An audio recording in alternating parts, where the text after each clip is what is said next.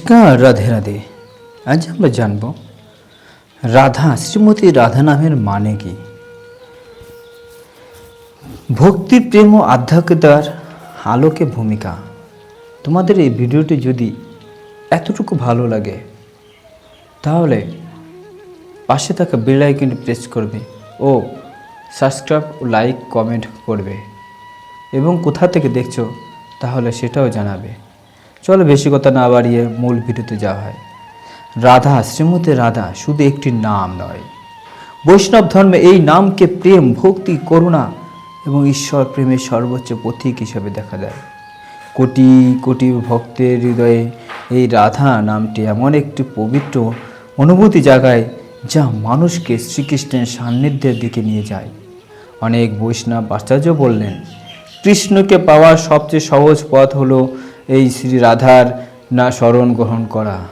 তাই রাধা নামের অর্থ বুঝে মনে শুধু একটি শব্দের জন্য জানা নয়, বরং ভক্তির গভীরতম রহস্যের দিকে অগ্রসর হওয়া। রাধা, এই রাধা শব্দের আক্ষরিক অর্থ সংস্কৃত ভাষায় রাধা শব্দটি রাধ ধাতু থেকে এসেছে।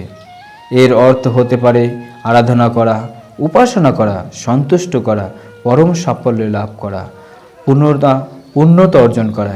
এই কারণে অনেক আচার্য বললেন, যিনি শ্রীকৃষ্ণকে সর্বাধিক আরাধনা করেন তিনি রাধা। কি বলছে? যিনি শ্রীকৃষ্ণকে সর্বাধিক আরাধনা করেন তিনি হলেন রাধা। আবার অন্য ব্যাখ্যায় বলা হয় যে যিনি কৃষ্ণকে আনন্দ দেন এবং কৃষ্ণ যাকে সর্বাধিক ভালোবাসেন তিনি হলেন রাধা। রাধা ও কৃষ্ণ দুই নয় এক।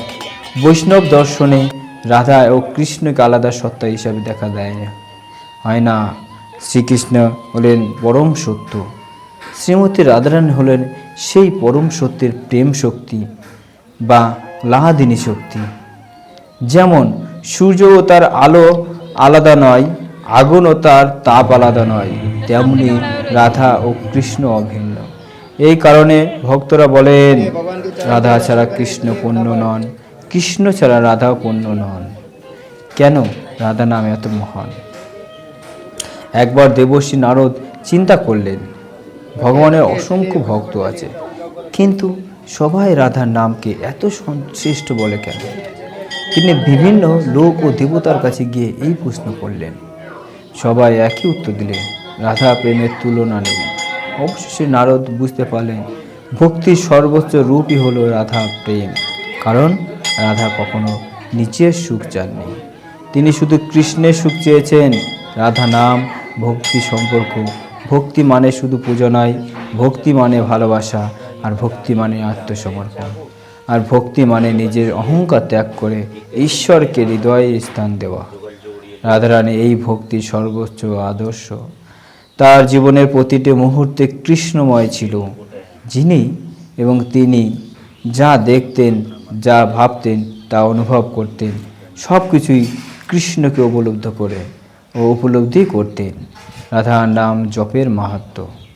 বৈষ্ণব পরম্পরায় বিশ্বাস করা হয়, রাধা নাম উচ্চারণ করলে হৃদয় কোমল হয়, মন পবিত্র হয় এবং কৃষ্ণ ভক্তি জাগ্রত হয়।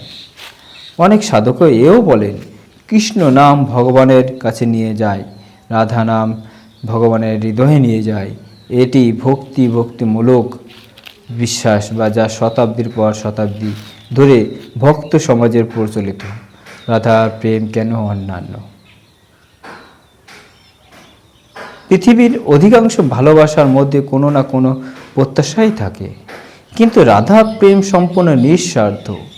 তিনি কৃষ্ণের কাছ থেকে কিছু চাননি, চেয়েছেন শুধু কৃষ্ণের আনন্দ। এই কারণেই বৈষ্ণব সাহিত্য রাধার প্রেমকে মহাভাব বলেও অভিহিত করেছেন। প্রেমের সর্বোচ্চ স্তর। রাধা নামের শুধু অর্থ একটি শব্দের অর্থ নয়, এটি আরাধনার প্রতীক, নিঃস্বার্থ প্রেমের প্রতীক, ভক্তির প্রতীক, আত্মসমর্পণের প্রতীক। কৃষ্ণ প্রেমের সর্বোচ্চ প্রকাশ।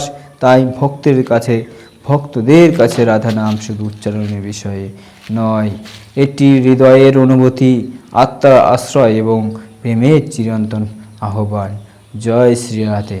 তোমাদের যদি এতটুকু ভালো লেগে থাকে তাহলে একটা লাইক, কমেন্ট, সাবস্ক্রাইব করবে। সে রাধে রাধে বলবে। জয় শ্রী রাধে।